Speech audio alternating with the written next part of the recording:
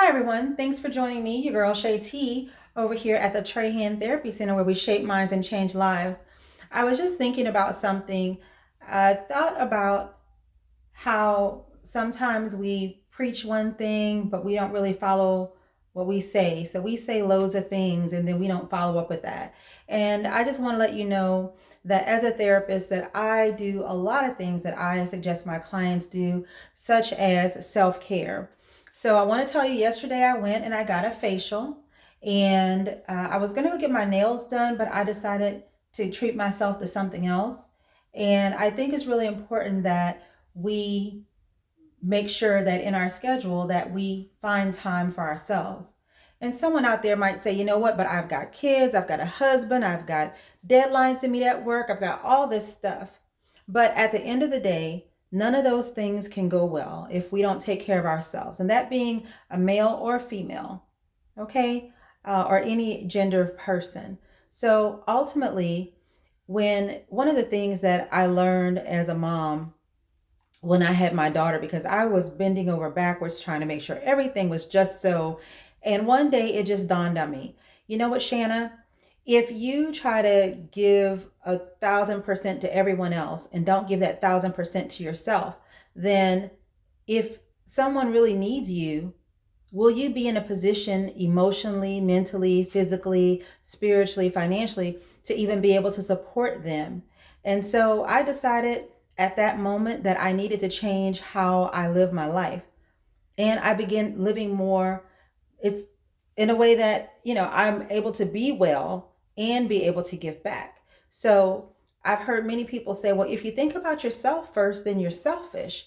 And the honest answer to that is no, you're not selfish. Just think about it. Someone is giving 1,000% to their job, to their spouse, to their kids. And then when they get home, they're laid out. They're just laid out. Like, there's nothing that could be done. They're laid out every night. It's hard dragging them to the bed, and hard to get them in the shower, just everything, just worn out. So I don't believe that that's the life that, that we have to live. And so certainly putting yourself first, going to get a foot massage, going to get a whole body massage, going for a spa day, taking a weekend trip, getting your nails done, going to get a facial, going to the chiropractor, going out for just a walk in the park, or a girls' day, or a guys' day, or just a weekend jaunt, whatever it is, something that's positive and healthy, but fun and relaxing, where you don't have to think about a thing, just enjoying yourself.